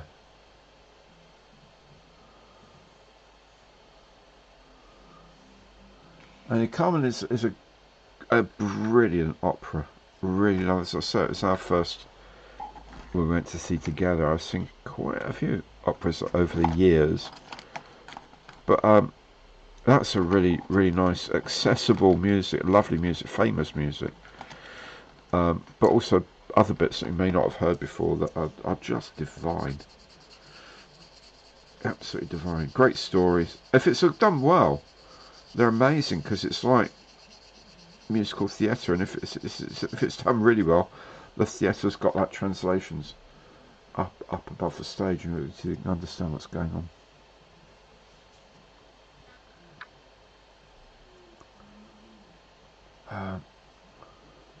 Oh, rock and roll, man. You know, it all comes from the same place, though, dude. All comes from the same place. Gilbert and Sullivan. Yeah, I remember I used to go to the proms a lot back in the day. And one year they did this thing called Iolanthe. It's a story of lords, a lord who falls in love with a fairy. Like, you know, there's a Queen of the Fairies and, you know, the proper fairy kingdom type thing. It's Victorian, remember. And but the tradition was that the narration would be written by a comedian of the day, because it's all about the, you know, essentially the fall of the House of Lords in a way. And Ian Hislop wrote the one we went to, and it was delivered by Ian Richardson, who used to do House of Cards. And he actually finished up with, you know, you might think that the Lords and the Fairies, men and the fairies, have now reached a happy time and they all lived happily ever after. And so you might think that. I couldn't possibly comment, which was his famous line, of course, from House of Cards, which was just fantastic. Really good fun. Dane, hello mate, good to see you. Don't worry about being late, you're here, that's the thing. Hope you're doing alright, big man. Andrea Bocelli, gorgeous voice, absolutely gorgeous voice. Maria loves his voice a lot. Actually, we've seen him somewhere. The O2, I think we're at about 30,000 feet. Our seats were properly high up, but yeah, very good, very good. Yeah, Toreador song is brilliant. AC/DC, yeah, Ben, AC/DC, there you go. Of course, this week's Monday Matters, Back in Black.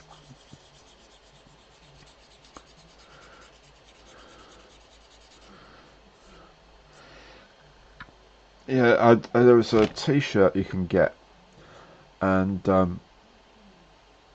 it says something like, you know, I might be old, but at least I got to see all the old the bands when they were good. And yeah, I kind of remember, I used to see so many bands in the 70s and 80s. AC/DC were one of them, and they were fun. Angus Young, my God, I thought the guy was going to melt. He was sweating like anything. But by God, they were good. Yeah. Stevie Ray Vaughan, absolutely great guitarist. Absolutely. That's the thing, you know, you can get people who are technically brilliant and leave you cold, and then people who are maybe not so technically brilliant but just move you enormously. If you're really lucky, you find someone who's technically brilliant and also knows what they're doing. So that Lang Lang, the piano player, astonishing. I saw him when he was about 15 or so play Tchaikovsky's piano concerto, and it was phenomenal. I mean, the playing was on another level, but it had no soul because he was really young. I remember one of the guys that I used to do the proms with, said, "No, you've got to have been bruised at some point to play that concerto emotionally. You know, it's a piece that, you know, only people who have been through the mill a bit sort of kind of get it a bit more, and performers do." And I saw Lang Lang do it about 6 years later, and it was stunning because he was more mature, played much more from the heart as well. It still had that technical genius, but played from the heart, and it was just phenomenal. And there's people like that. There's a lot of people like that. Motorhead, Jim, Motorhead. Oh God, I loved Motorhead. Oh, I've seen them 3 times. Yeah, 3 times. Oh, what's it? We Are the Road Crew. Oh, great band, a great band. As were Hawkwind, of course. Yeah,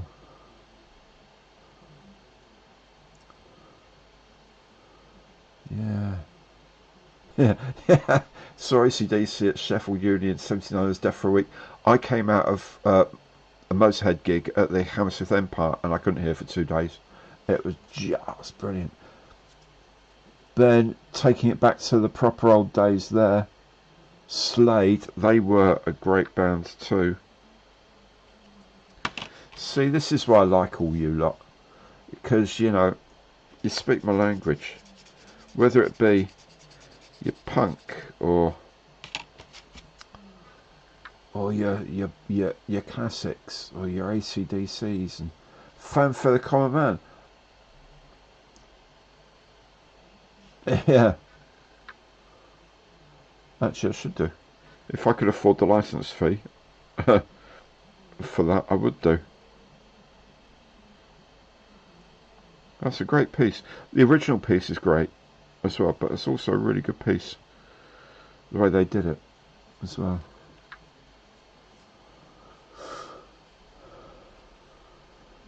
Huh. Rob, sorry to see you go, mate. Thanks so much for joining me. I hope you enjoyed it. See you on the next one. 2nd of May is the next one. Motorhead were the only metal punks are allowed to listen to. Yeah, because they're just generally a cool band. Just good. And loud and thrashy. Like good bands should be. Oh dear. Danger didn't Airfix do a Motorhead Heinkel? Yes, they did. It's the Heinkel that was featured on the album Bomber.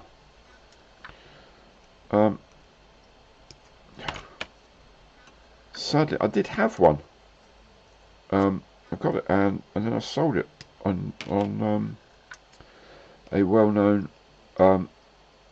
auction site for about 3 times what I paid for it, because they were really difficult to get hold of. Hey ho. Wish I hadn't actually, because I would make that now. So needed a few quid at a time. Heavy metal build, yeah, very clever, very clever. Yeah, Eddie Cochran, you see, Eddie Cochran, Buddy Holly, great music. Eddie Cochran I liked a lot. Fleetwood Mac at the O2, very nice. Green Day, what a great band. What a great band though. What a great band. I do listen to them even, you know, all the time now, actually. Discovered them actually in America. I was just went to a music. I used to travel a lot to America. Just went to a music store one day, just thought I'd get a few CDs, see what's going on. And there was just had this, you know, because they were doing things you could just go and, you know, listen to music. You know, there's like a bit of sort of 30 different albums they were promoting. You just go into a booth and press a number for the album, and it was American Idiot. And I was just like, within seconds, I thought, I'm hooked. I'm totally hooked. So I just started getting loads and loads and loads of their music, especially the earlier, more punky stuff. But then 21st Century Breakdown came out, which was a bit more, even more sort of rock opera than American Idiot. But I loved it. Absolutely loved it.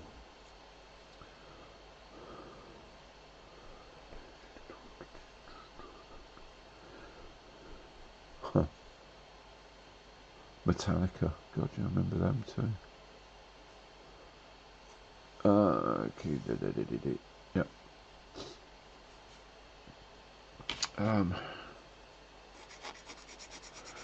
Hawkwind. Yeah, Hawkwind did something called Sonic Attack, where they had like these sort of infrasound generators on the stage, so you couldn't actually hear when it sort of starts going down through the sound, and the notes go deeper and deeper and deeper and deeper, and you're sort of struggling to hear them, but you start really feeling them.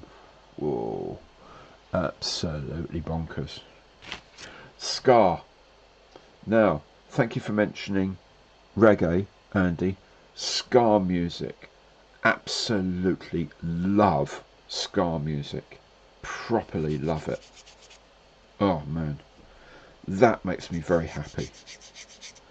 Makes me very, very happy indeed. used to listen to a lot of it. You got like your people like Madness and all that are doing the in the sort of derivatives of ska, if you like, in a way. But ska music has Scatterlights and people like that. Oh, absolutely brilliant. Love it. So relaxing, so exciting. Thin Lizzy, excellent. Sonic Attack, yeah, it was a weird thing. I think I was a little too young for Hawkwind and a little too I don't do drugs, maybe, in a way, I don't know. But the music was phenomenal. Even without being off my head on something illegal. It was still amazing music. Silver Machine and stuff like that. Just absolutely incredible. Yeah. Yes, I saw the documentaries on Two Tone. Again, Two Tone, brilliant stuff. So, I like all sorts. This is a thing, you know. People say, oh, "What type of music do you listen to?" And you just say, well, almost everything. I still struggle with some types of jazz. Some friends of mine are really big on the jazz thing, and I'm still not completely up with it. Although some of it I like. I like the traditional sort of New Orleans kind of Dixieland jazz. But some of it I can't really get my head around. But you can't enjoy everything. Guildfest, yeah. UB40, great band. Skids, oh, fantastic. Oh, absolutely brilliant. Buster Blood Vessel in Bad Manners, absolutely. You see, again, the sort of the sort of derivative ska music. He was just hilarious. When they did Can Can, and he did basically Can Canned on what's it, Pop of the Top of the Pops. And you think that man's going to collapse. He was so big, but so massively full of energy. Absolutely funny.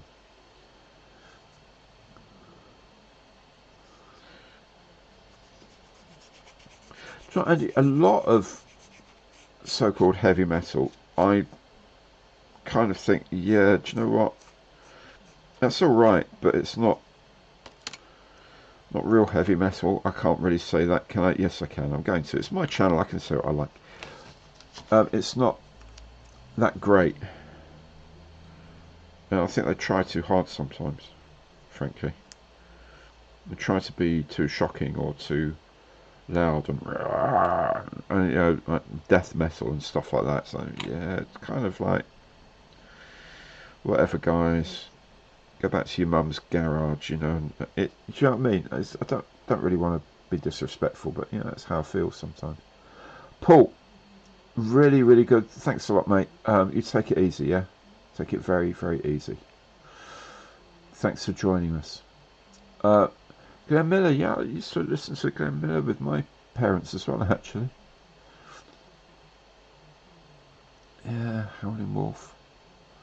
Blues, great stuff. It's great stuff. The blues, proper Delta blues, it's absolutely lovely. Nightwish, no, I haven't, Mikey. I will actually look them out. I like a bit of that sort of thing. It's weird though, you know, because you think, right, well, you're going to be, you know, you're self-employed now. You can do what you like. You know, you set your own rules. Well, ish. And all that. Yeah, I can listen to music while I'm working. I've got, you know, I don't know how many days of music I've got on the computer. Probably about, I don't know, 200 days of music or something stupid like that. But I don't get to listen to it because either I'm in here working, and when I'm working, I'm doing sound recording, so I can't have copyrighted music on in the background because I will be demonetized and have copyright strikes and the like. Or I'm doing editing, and I'm doing sound editing, and I can't have other music on because it's enormously distracting. So I actually don't listen to music half as much as I should or would like to. But, you know, that's the way life is.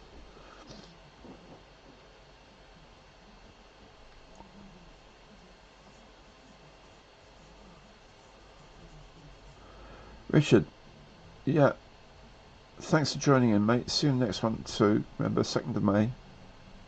That's the time.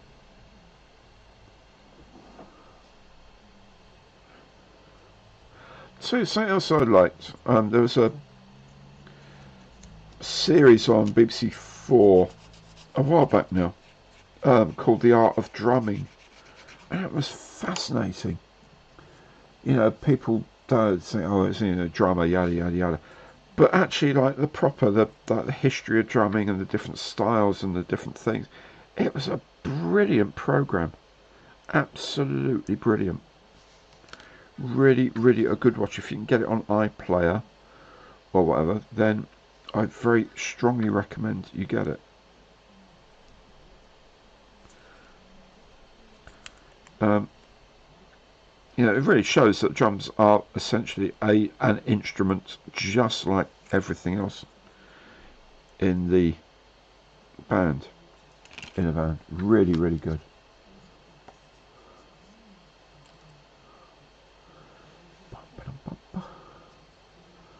Oh, FX Spitfire 172nd, very nice. Yeah, Ben, Dumpies, I mean, they're just a brilliant band. Brilliant, brilliant, brilliant band. Used to play Kingston quite a lot, which is, you know, kind of near where I was growing up. It's where I was at school. And, yeah, we used to go and see them in Kingston a lot. Just outstandingly good band. Fun. You know, they were there to have a good time and make money and all the rest of it, but they were fun with it, which was sort of really very good.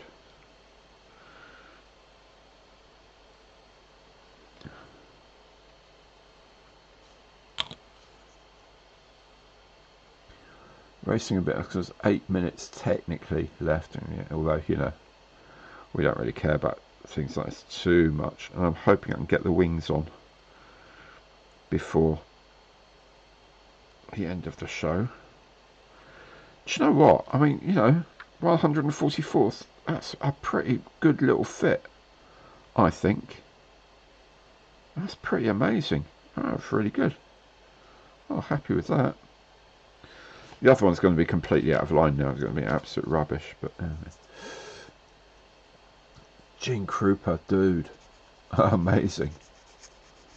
Buddy Britch has got astonishing drummers.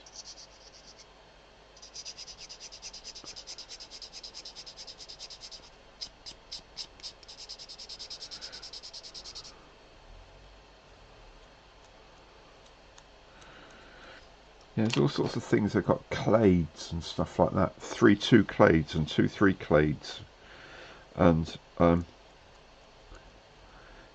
Billie Jean, that was it, Billie Jean. After the song, you know, the Michael Jackson song. Got a specific drum beat. It's now known as a Billie Jean, apparently.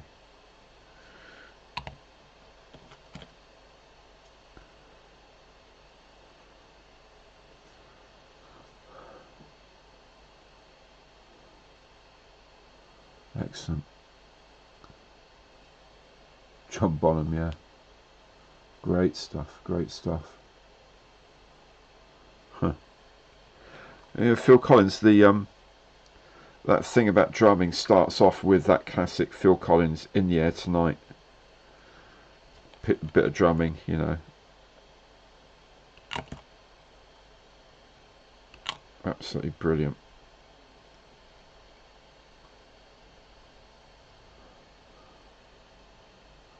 Red Hot Chili Peppers. Yeah, Echo.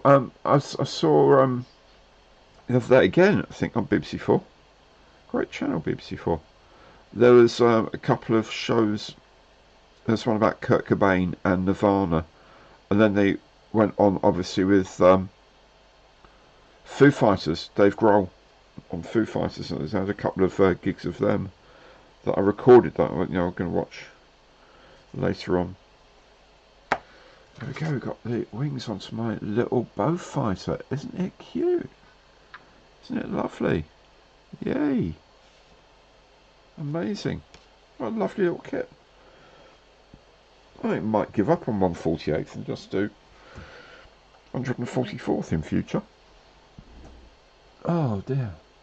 Dr. Feelgood, yeah, I've listened to them. They were cool. Cozy Powell, wow. Amazing drummer.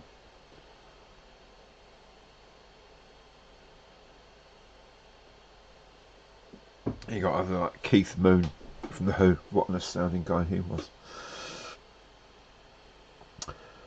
Oh yeah, Green Boulevard of Broken Dreams. What a lovely, lovely little thing that is.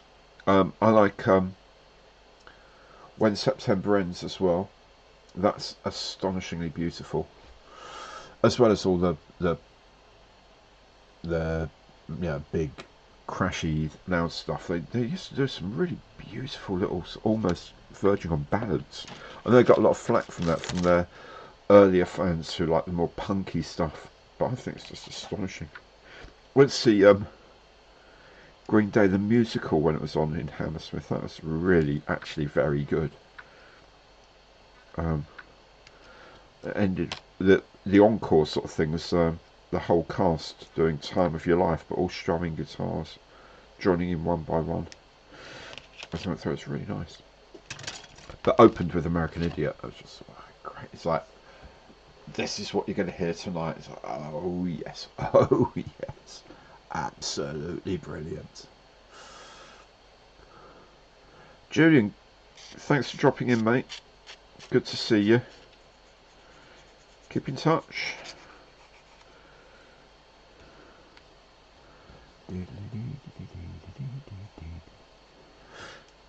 Alright, yeah.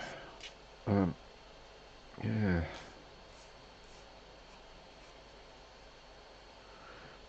Actually, Trey Cool, the drummer of Green Day, is actually really good. I should say. You know, a lot of the band's amazing, but he's a very good drummer. Very, very, very good drummer. I think, anyway.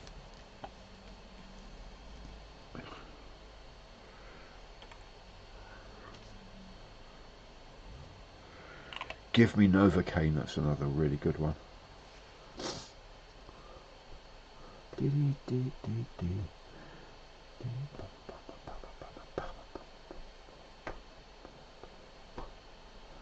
Yeah. The F4E, Andy. It's cool, isn't it? I mean, you know, the nice little things, those Academy little 144th scale things, are really quite nice. I mean, that Tonka is really good. I mean, I only haven't finished it because I only primed it today and I can't really do much to it at the moment, but absolutely amazing. Absolutely amazing.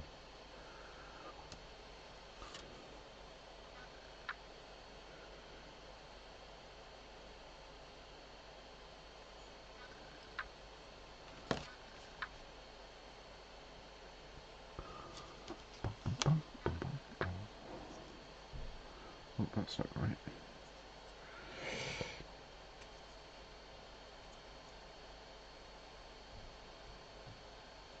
Okay, so let's do a little bit of remedial work there. Get that joint together properly. There we go. Yeah, it's y'all are really, really lucky to be able to listen to music most of the time because I can't. It's really sad. When I do my paperwork, I can. You know, tax returns and stuff like that. But then sometimes I just get a bit too lost in the music and I find I've been sitting there for like 10 minutes listening to stuff, not actually doing anything, so that's not great. But hey ho.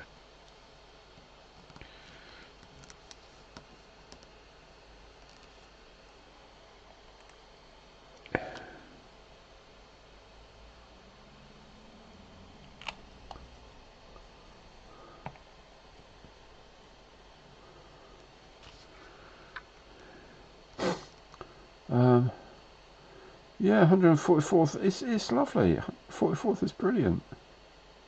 It's really cool. Hobby 2000. Yeah, do you know what? They make. I just risk that this will. Oh yes, it will stay on. Good.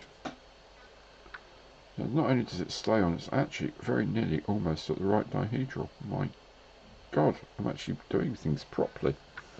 I've done a thing. Yeah, when I was at Hannant's, I got a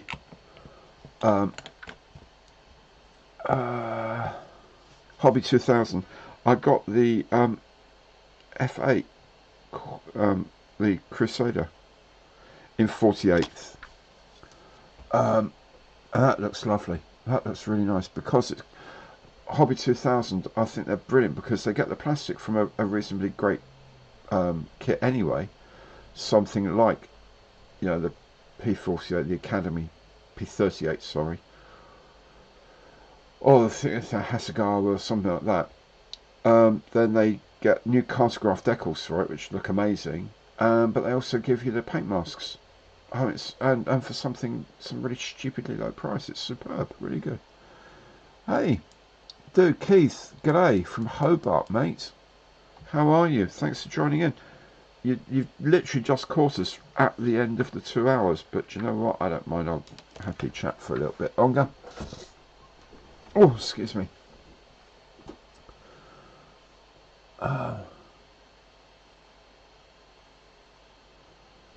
Used the ammo masking putty the other day and the paint started to pull away as if it was reacting. I have never ever done that. Is that the paint that you just put down or the paint underneath it? Because if it was the paint underneath it, then maybe you haven't left it long enough. It really needs to cure onto the plastic or onto the primer before you do anything.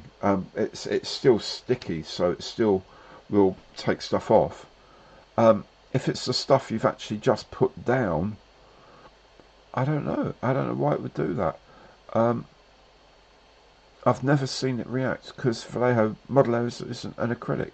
I don't know if anyone else has had that before. I mean, I did. I'll show you. Actually, I'll show you something. Haha, you haven't seen this yet. There we go. Fairy Rotodyne Desert Colours. How about that? Now, this was done with the putty. There's a few bits that it hasn't done very well that need going, but yeah, generally speaking, it works. So yeah, I'm really pretty happy with that. I think that's going to be quite cool. Really enjoyed doing that actually. Yeah, oh, and the B26 and 1/72, very nice. Yeah, you do have to give Vallejo a lot of time. I mean, that was the dark brown was Vallejo, the pale stone was Tamiya. That went down first over the whole thing. Then I put the Vallejo dark earth over the top of it, and I left that for like a few hours. The only thing is you can't leave it too long because the putty starts setting and starts sinking. So it's kind of a the base colour. If you're the base colour needs to really bind on, so leave it at least like a day, leave it overnight or something. Put your putty on, respray it.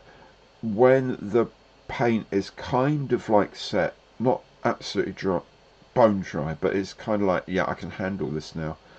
Pull it away and let it sit, because otherwise the putty will sort of slide out over it and maybe it binds into it that way. But yeah, that might be the way to do it. Maybe that's the issue. If it's pulling out the stuff underneath the putty, then you haven't left it there on long enough to set. And especially, you know, you've got to take account of things like humidity. It's very wet at the moment, so there's quite like humidity in the air. That will affect the rate at which the Vallejo dries. So that's what I'm saying. You give it at least overnight, maybe a day, and then it'll be fine. Jaws, how long do you leave it on before removing it? Really, I would literally leave it until it was kind of like it's set. but not like he left it overnight. Yeah, maybe an hour, half an hour to an hour, something, that sort of thing. I guess. I'm just saying. I think it works. Atom paints. I was mentioning those earlier on, Dane. Yeah, new atom paints. I've yet to try those out. I will do very soon, I suspect. Um, they I have heard a lot of very good things about them actually already, here and there. Uh, Best way to thin, to me, acrylic. Um, like the XFs and X's, I would use X20. They're thinner myself. Um, don't use water. A lot of the proprietary sort of airbrush thinning solutions don't work terribly well. To me, acrylic has got a lot of weird stuff in it, I think. So just thin it down. Yeah, almost. Yeah, you're right, Dane. Kind of almost 50-50. And yeah, with X20A thinner. That's what I use.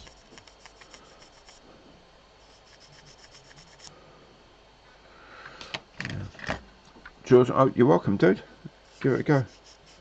I like this stuff. I really do. I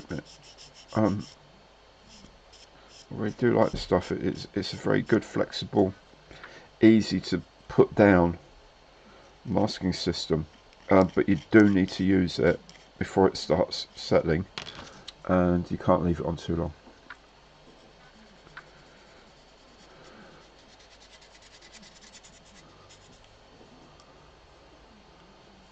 Okay. Oh, Mr. Hobby, leveling thinner. I haven't tried I've used a normal thinner. I will try leveling thinner because I've heard very, very good things about that. I've got some Mr. Hobby paints to use actually on a build very soon, so I'll be doing that.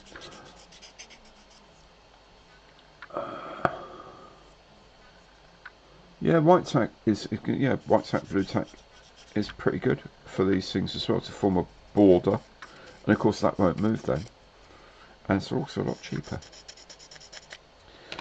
Okay, look, I'm going to call this a night now because I've kind of built the basics of my Beaufighter, and it's 7 minutes past 10 by my watch. It's time to go.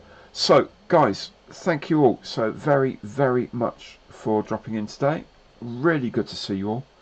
Take very good care of yourselves. Take very good care of the ones you love, as I say. And really, just enjoy your modelling and come back and see lots of other things. B26 tomorrow. Possibly the Spitfire by the weekend. And I'm going to start building that huge FX Liberator as well. So, I'll see you all on Monday Matters as well. Thank you all so very, very much for coming along. Dane, I look forward to the packet. Thank you very much. That's very generous of you. That's going to be really cool because I've got a Luftwaffe late Luftwaffe kit I really want to do with that. Yeah, and Andy, now time to clean your airbrush as well. Thank you all so very, very much for joining me today. See you very soon on the channel, I hope. Take very good care, and I will catch you soon. Thanks a lot for coming. Bye bye.